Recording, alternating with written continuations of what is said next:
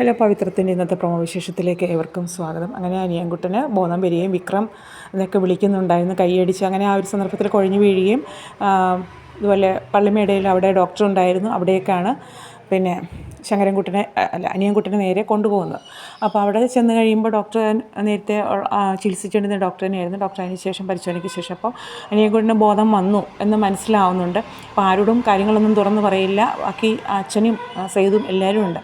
അപ്പോൾ അകത്തേക്ക് വിക്രത്തെയും വേദയും മാത്രം കൂട്ടി വിടുകയാണ്. കാരണം അനിയൻകുട്ടന് മനസ്സ് തുറന്ന് സംസാരിക്കാൻ വേണ്ടിയിട്ട്. അങ്ങനെ അനിയൻകുട്ടൻ സംസാരിക്കുകയാണ്.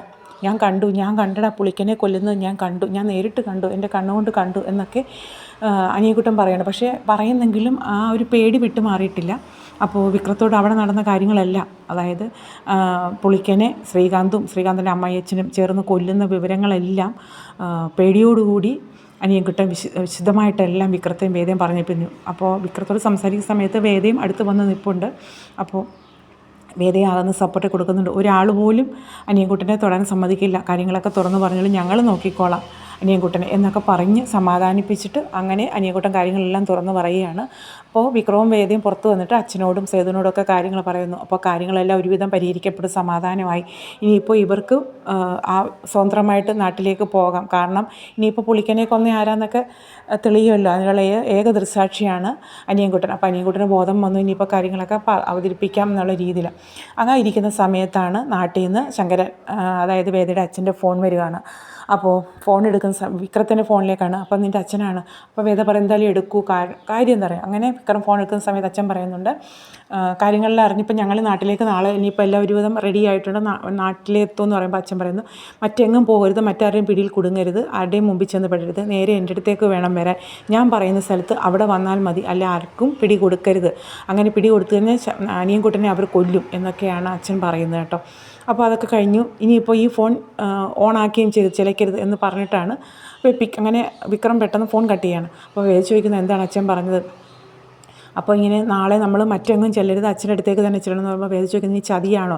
ഒരിക്കലും അങ്ങനെ ആവില്ല, അദ്ദേഹത്തിൻ്റെ സംസാരം കേട്ടിട്ട് എനിക്കങ്ങനെ തോന്നുന്നില്ല, ചതിയാവില്ല എന്നൊക്കെ പറയുകയാണ് കേട്ടോ. അപ്പോൾ അങ്ങനെ വിക്രവും വേദ നേരെ അങ്ങോട്ടേക്ക് ചെല്ലാൻ അദ്ദേഹം സേഫായിട്ട് മാറ്റാൻ ഉള്ള ഒരു കണക്കൂട്ടലിലാണെന്ന് തോന്നുന്നു. അതുപോലെ തന്നെ അനിയൻകുട്ടനെയും അവരുടെ കൈ കിട്ടി കൊല്ലും എന്നാണ് അദ്ദേഹം പറയുന്നത്. അത് ഇങ്ങനെ വിഷമിച്ചിരിക്കുമ്പോൾ പത്മ വരുന്നുണ്ട്. പത്മ വന്നിട്ട് ചോദിക്കുന്നു എന്താ വിഷമിച്ചിരിക്കുന്നത്. അപ്പോൾ നമ്മളുടെ മക്കളുടെ കാര്യം അതോർത്തിട്ടുള്ള വിഷമത്തെക്കുറിച്ചിട്ട് അദ്ദേഹം പറയുകയാണ്. അവരെ ഇനിയിപ്പോൾ എങ്ങനെ സുരക്ഷിതരായിട്ട് മാറ്റാൻ കഴിയും എന്നൊക്കെയുള്ള രീതിയിൽ സംസാരിക്കുകയാണ്.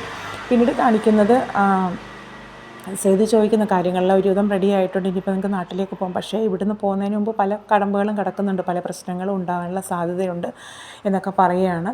അപ്പോൾ വിക്രം എൻ്റെ ഇടയിൽ പറയുന്നുണ്ട്, എനിക്ക് ഇവർക്ക് ഇനി ഒരു ആഗ്രഹം കൂടി പറഞ്ഞിട്ടുണ്ട്. വേദയ്ക്ക് ഇവിടെ അമ്പലത്തിൽ എന്തോ ഒരു ആഘോഷമുണ്ട്, അതുപോലെ തന്നെ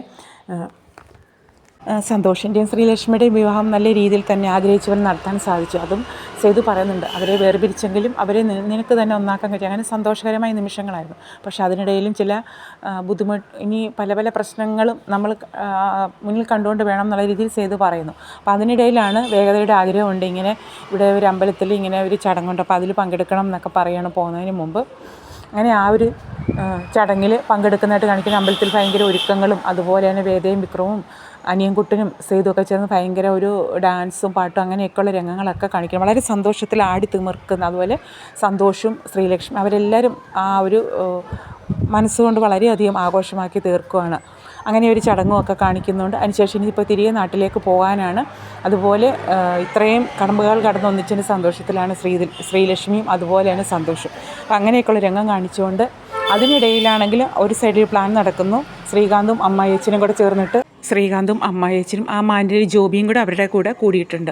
അപ്പോൾ അവർ നന്നായിട്ട് ഇവരെ ഇല്ലാണ്ടാക്കാൻ അപ്പോൾ പറഞ്ഞു കൊടുക്കുന്ന പ്ലാൻ എന്ന് വെച്ച് കഴിഞ്ഞാൽ വിക്രത്തെയും അനിയൻകുട്ടനെ ഇല്ലാതാക്കിക്കൊണ്ട് വേദയെ അവളെയും കൊണ്ട് കടന്നു കളയണം, ആ ഒരു രീതിയിലാണ് പറഞ്ഞു കൊടുക്കുന്നത്.